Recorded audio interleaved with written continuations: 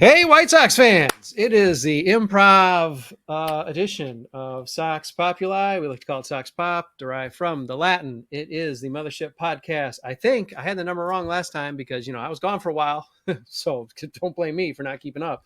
I believe we're at 159 now. So we march toward 200 or 175 or whatever it is until we all expire and never do these again. Yeah, why are we doing a White Sox podcast? What's there to talk about? Clearly, it's a real popular choice because I have with me just one guy. This is a throwback to 2018, 2019 when it was like, hey, Brett and Joe Reeses, or hey, Brett and those people are all, anybody else is probably gone at this point. We are used to having these large Brady grid podcasts. Apparently the staff is protesting. Apparently Southside Sox says, you know what? Enough.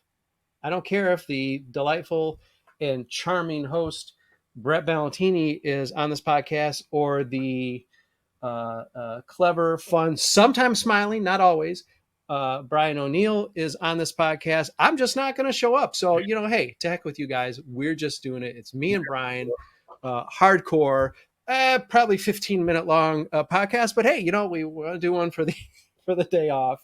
Brian, hey, thanks for joining me on Sox Pop. It is my pleasure to be here. There's stuff to talk about always, I hope. Yeah. All right. I like to do numbers up top that will inform the rest of the podcast. So let me do that. I bothered to look them up. White Sox are this is in progress. We are talking, Brian and I, on Wednesday night. White Sox are actually winning. We know from last night that is by no means a guarantee that they will win, so they may not be swept by the Kansas City Royals. As of right now, as of this moment, Brian, White Sox 53-86. It's a number that doesn't even seem like it's possible. A 381 winning percentage that seems, again, it doesn't seem like that's a possible baseball team winning percentage. That 381 does project, if you round up, to a 62 and 100 record, although technically right now they are by percentage points worse than the 2018 team. Right now, the White Sox, if the season ended, and Lord, we are praying that it just stops on September 5th, 6th, 7th, whatever, they would, this current team would be the sixth worst team in White Sox history. That history stretches, if you count the 1 year not even in the major leagues, 123 years. So this is not, this isn't the Colorado Rockies. This is long history to be the sixth worst. Because I'm just riffing, Brian. Let me zoom around here on the interwebs to Baseball Reference, and the purpose of it is, can the White Sox catch another team? It really doesn't look like it. I don't think they can crack the top five. 1931 is next on the mark. Their winning percentage, 366. That's going to be tough. I wouldn't put it past the White Sox, but that's going to be tough. So it seems like right now the question is sixth worst, seventh worst. Do they somehow get hot and fall down the top 10? They're not going to not finish in the top 10, which is, we're going to get to this, Brian. It's absolutely ludicrous. The White Sox have a negative 159 run differential. That is just and it projects to a 63-99 record. So it's actually pretty accurate. However, just run differential, it's not that much better than the Royals, as if we can't tell based on this series. Their projected run differential record is actually just 2 games better than the Royals, which is, again, just unconscionable and embarrassing. White Sox fourth worst in baseball. The A's and Kansas City still count worse than them. And Colorado right now, the White Sox could very easily end this season third worst in baseball. Colorado's the team from the National League that says, hey, wait, we're awful too. We have what, 10, 15% of the A's wins? And runs. And we've given, they've scored 20% of their, some ridiculous amount of their runs because the White Sox decided to be so very generous to the A's. I'll get to another thing I looked up because I should give Brian a chance to speak. This isn't a solo. We've only done one solo podcast ever when the pandemic hit and we didn't know what was going on. when I just talked briefly to our Southside Sox faithful. But we are on the Fans First Sports Network. We are having fun with these podcasts, even though this team is decidedly not fun, Brian. And I do this often just to, I guess, a gut check thing. Obviously, not much has changed since we've talked last, but any other insights you have about this team? Feeling better, feeling worse? Where are you at with the Chicago White Sox, given that we still have essentially a month to play? I feel somehow worse. Last podcast was the day before the big announcement.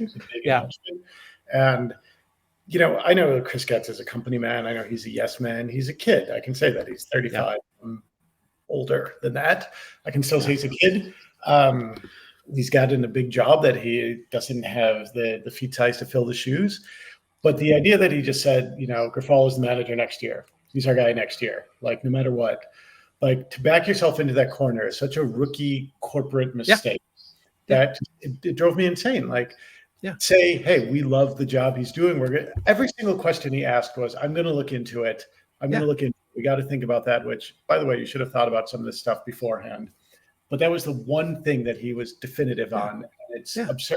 Like, and Brian, what can you think of as a possible positive outcome of that kind of vote of confidence? I mean, we have a month left in the season, and I guess you could make you could see some culture change in September, which sort of doesn't count. I mean, there isn't really any logical purpose to he's our guy. I mean, the only thing I can think of, and it's not logical in the sense that you or I or a child or like any sentient animal think of logic, but like the Reinsdorfian logic behind this change is that we're going to contend next year. So to say like we're tearing everything down, to say there's nothing in place here that's good, would obviously we know that we're not going to contend next year. But Getz can't say we're going to fire the manager and start from scratch and still prop up Jerry's misguided belief, lie, whatever you think, if he's full of cognitive dissonance or full of shit. Like, I don't know which one it is, but if Getz were to fire Grifol or to say we can't, we're just going to start over, then that gives lie to Jerry's idea that we're going to rebound next year, which we all know is a lie, but that's the thing. Yeah. Well, yeah. Even with the caveat of it's the AL Central, we're not going to contend next year, which is such a reset. Yeah. From coming into this year where we could say, where there was debate. We had the low picks, I think, Crystal and Tommy, I think at 77 wins. That was the low. I mean, we had some folks high 70s, 80, 500-ish, and that was considered maybe a little dour or dismal or realistic. But I mean, that was like a prove it pick. We had folks, not necessarily pointing anybody out, but we have folks who had the White Sox approaching the Tony La Russa 2021 team of low 90s, 92, 93. I don't know if 92 was high. I think you were somewhere around 91, 92. So, I mean, I don't blame you. It's like, hey, I'm following this team. I'm writing on this team. I want something to be excited about. I mean, I don't blame you at all. I remember my argument for that was that like in 2022, I thought everything that went wrong, and they finished 500. And I was like, the odds of that, just on a pure human moral arc of the universe, you can't have everything go wrong again. But more did, like a billion times more. Yeah. I'm just baffled by it. Yeah, you're not wrong for thinking that. I mean, granted, we can be, cynical. I've been the low person picking at least 1 year, maybe the first 2 years. I was the one person not to pick the team for the playoffs when they actually made the playoffs. Okay, so I mean, you can double down and just, I wasn't the low pick, although I was a below 500 pick. There were a few, but I think more people had 500 plus, if nothing else, with the logic of being, and I think that was an argument made. You made it. I think Darren Black made it. I mean, there were people made it, said, listen, it's also part of the division. We have to compete because of this division. And that was not a crazy position to take at all, because this division is awful. It's terrible. Yeah. It seems like you could luck your way into 75 wins without trying. And then a few breaks and you get 85, 90 wins. And but not only did they not have any breaks, they had all the anti-breaks, and they just like failed to capitalize on anything and just were so amazing at losing games. Like, I know the Royals are worse and the A's are worse, but the White Sox figured out ways to lose games that we had a walk off yesterday. Walk off. Yep. Yeah. I guess I know it's not entirely unprecedented, but it's rare. It's weird. Yeah. And I think we talked about this last week. Like, Sox fans always had a chip on the shoulder about our anonymity. And it sucks that to become a laughing stock, not just for being bad at baseball, but for it just been revealed that this is maybe one of the worst run organizations in sports. And I know players can't turn it off and on. They can't just decide to win games or lose games. But if there was any thought of like, oh, well, we got Hahn out of it. We didn't like Rick Hahn, so we got him out of there. Or we didn't like the swagger of Ken Williams, so we got him out of there. Or there's a change. I mean, the cliche of, change the coach, you fire the coach, fire the manager, and then you get this bump. I know it's late in the season for that, and this team is lousy. But the idea that there was zero bump, the idea that they have still, again, we still have like an inning and a half tonight to maybe get that first Chris Getz win. But the idea that they went basically 0 for a week after this change, well, that's, I mean, not to read too much into it, but that's not heartening. That's certainly not like, hey, they're really going to respond to Chris Getz because he's like, their age or whatever. I mean, that ain't happening. Like, I don't know. I know you've worked a number of jobs, and there's been some jobs that you've liked more than others. Same with me.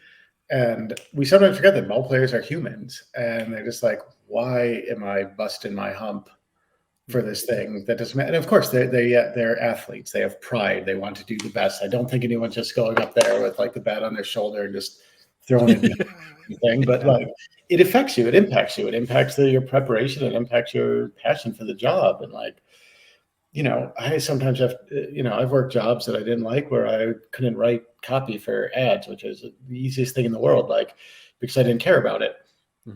I don't care if I feel like my organization is bad. It's probably a lot harder to hit a 99-mile-an-hour fastball with movement. Like, you're just going up there and you're wondering what awful thing is going to happen next. So I think it's the players play bad. They played uninspired. They played sloppy. I think a lot of times because this organization is so garbage, we let players off the hook. But players, I can't imagine doing what they do.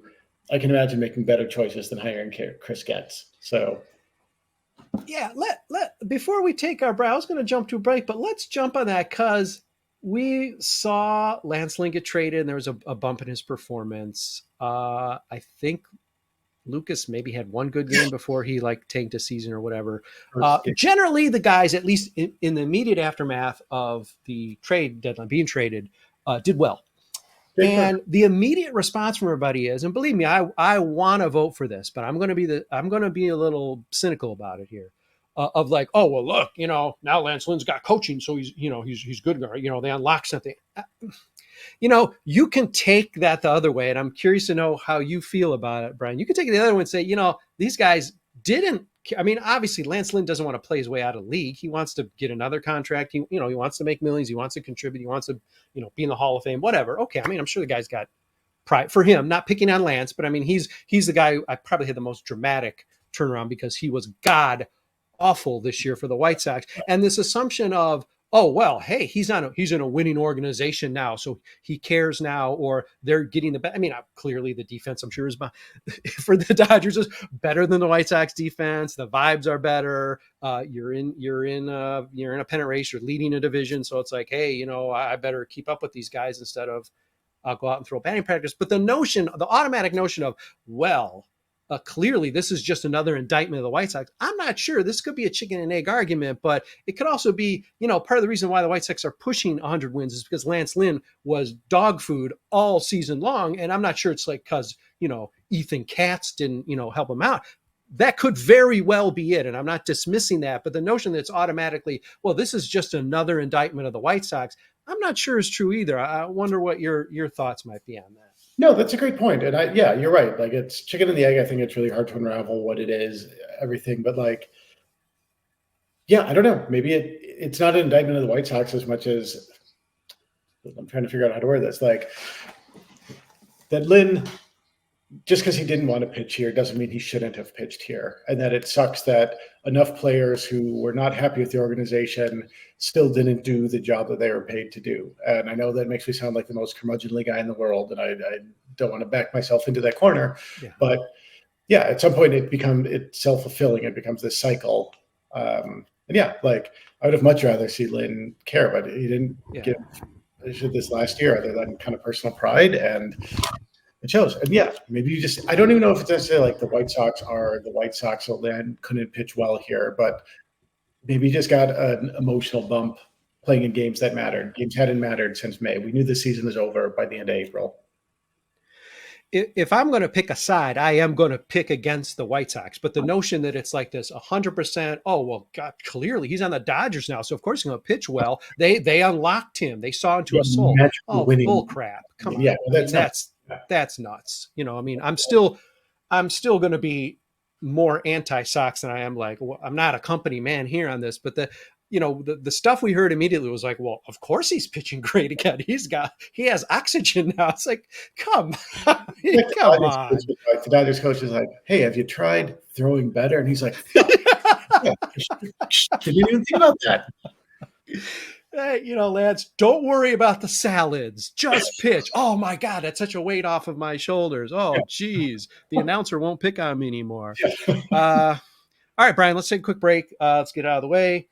We have no live copy to read. Sorry, contest over. You either won the tickets from Fans First Sports Network or you didn't. Again, worth up to $5,000. So I hope if you did win, you're spending that ticket money wisely. But we don't have that live copy, so you'll just have to listen to some canned commercial again. Hopefully not gambling. We're not really into that, but if it is, hey, whatever. Maybe it's a cool new wrinkle on sports gambling, or maybe it isn't. Maybe it's ShamWow or Slapchop. I hope it's that, because that stuff is fun and it might make you laugh. Anyhow, in a minute or two, we'll be back. Maybe someone will join us, or else it's just going to be me and Brian. And if you're into that, hey, we got a second half of a show that's going to be fun. We promise we won't take up too much of your time, because how could we possibly do that in good conscience? This is the Chicago White Sox 2023, on track to be the sixth worst team in White Sox history. We don't really want to belabor that point any more than we have to. We promise we will be back in a minute or two, so hang with us. Catch you in a bit. Hey, White Sox fans, Brett Ballantini, lucky enough to host Sox Populi on the Fans First Sports Network. I believe it is number 159. 159 of these, Brian, and I've been part of almost all of them. What is wrong with me? Brian, I want to highlight something I looked up, and Lord knows I don't ever want to waste any of the very valuable research I do 5 minutes before these podcasts go live. So I want to talk about, and this is something I looked up, along with this podcast, we're going to run another Race to the Bottom, which again is a series that I authored in 2018, thinking we would never have to revisit this again. Earlier this season, when they got off to such a perplexingly horrible start, I did dust it off, got it out of the mothballs, because at the time I don't think they were quite as bad as they were even now. But I mean, they were like in the running for 10 worst teams or whatever. So it's like, well, all right, let's examine this club. Let's do this stupid little series again, because look at this. It snuck up on us. A contention window was nailed shut. And so now let's go the other direction with it, on the other side on the ass end of the contention window, because it looks like we're not even going to be a 500 team. And it played out 100 games ago was when, roughly 100 games ago was the last time, or I did the one Race to the Bottom. We're doing another Race to the Bottom here today. And one thing I think I wrote on in the first Race to the Bottom article, my research is weak, I didn't even bother to read it, but was what the worst great player on these bad teams were. Luis Robert was already on pace. At that time, I think he gobbled up like 2 WAR really quickly. He got off to a pretty fast start, and then he had that terrible slump, so it got erased. But I mean, he's pretty much been star level. He's got 5.1 WAR right now, which is all-star level. He's been the clear great player on this team. The other 2 players of note barely have his WAR. Lucas Giolito, 2.6 before he went and tanked his WAR with other teams. So roughly half. Mm-hmm. And the redacted starter, who has actually pitched better than any of us thought, better than at least his early peripherals were indicating. I don't know how that's changed. He's had a really terrible start since, but he's at 2.3 WAR, which is not even half of Luis Robert. And interestingly, Brian, like the 1970 team had both Tommy John and Luis Aparicio, both at like star level. They actually played really well. There's only one. All right, again, I'm. If you're not watching, you can't see me like clicking and looking things up because I'm so devoted to this. The one team clearly without even the Luis Robert. Generally, the White Sox of this season are repeating what we've seen in the past, where there's at least one player who's pretty close to that all-star level. And then maybe there are other guys like a 3 WAR, 2.5 WAR. Clearly there can't be that much WAR on this team because they're terrible. I mean, the Pedro Grifol is not so bad that he's taking, the Los Angeles Dodgers and turning them into a 100-loss team. But I want to say it's this. No, it's not the 1931 team. There's a team with Luke Appling that was really, truly awful. I can't find what. There's one team that is clearly worse than even this Luis Robert team, where we don't even have like a 5 WAR player. But generally speaking, this team has fallen in line where there's like one guy. And like in the case of 1970, terrible season. The White Sox will not be that bad this year. Actually had 2 real frontline stars producing, and that means that the rest of the team must have been like close to negative WAR. This team is falling in line. Luis Robert is playing. This is the first year he's actually like, playing. And I mean, on my fingers crossed that he's got the rest of his contract and the next 10 years of his career where he's playing in 90% of the games, because he is going to put together, arguably he's going to put together a Hall of Fame career if he can stay healthy enough to do that. He's got that kind of talent where even when he's not hitting, you're chasing those, crazy sliders 2 feet off the plate. Defensively, he's making it worthwhile. Maybe base running, he's making it worthwhile. This guy is a stud, and the rest of the team, the number 2 WAR on the team is no longer on the team, not coming back to the team. And I'm not even sure at this point, Lucas, I'm sorry. I'm not sure if we want you back. We need starters, but I'm not sure we want you back on the team because something has gone very wrong with you. And of course, the number 3 guy we didn't want in the first place, did not want him back, even though something tells me he's coming back. Thoughts on the fact that, this is going to, when you're on a pace to lose 100 games, you're not going to have a lot of standout players. But the idea that, not to pick on Andrew Benintendi, but he has not been a guy who is justified close to the contract he was given. Oscar Colas, a guy who we thought, maybe a 1 or 2 WAR player, as a nice sort of like little mini breakout rookie season. No, he's in the negatives. Our only rookie of any sort of note is Gregory Santos, he of the walk-off balk. So there is just not much of a supporting cast, and I'm afraid to say there might not be, Brian, much of a supporting cast somehow in the pipelines or coming back from the dead next year.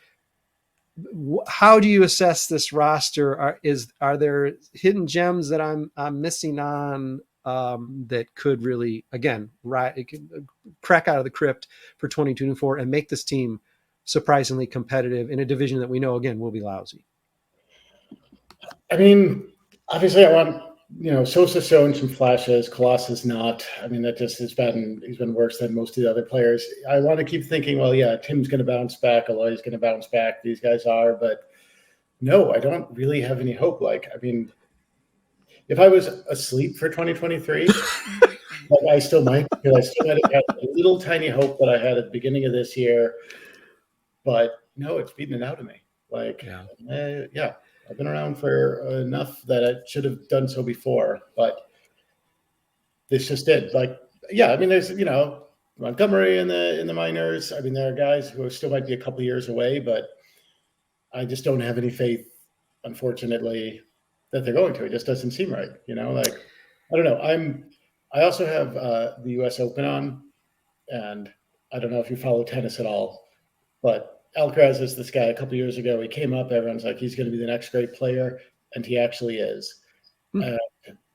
you got guys on the Braves who are the next great player, and they are. You've got all sorts of people that say they're going to be good, and I really want to believe all of that with the White Sox, but it never quite pans out. Mm-hmm. So as much as I don't want to be a pessimist, I usually try to walk on the sunny side of the street. I just don't see it. So, I mean, even Luis, I mean, if we really, I mean, if somebody was, if we had to put our lives on the line for predicting what Luis would be doing next year, it would be that he's going to play 80 games. He's going to play 80 good games, but he's going to play half the season because that's what it's been. And I don't want to predict that. I don't want to speak that into existence. But if we were going to just go with the odds, that's what it would be. Okay, you may want to, if you're running, or I mean, again, I'm looking at Baseball Reference right now, so I don't know if you're standing and pacing, but you may want to sit down, Brian, because I'm going to give you Baseball References, and I know Fangraphs can be different, and Baseball Prospectus can be different. Who cares? Let's just talk about one kind of WAR.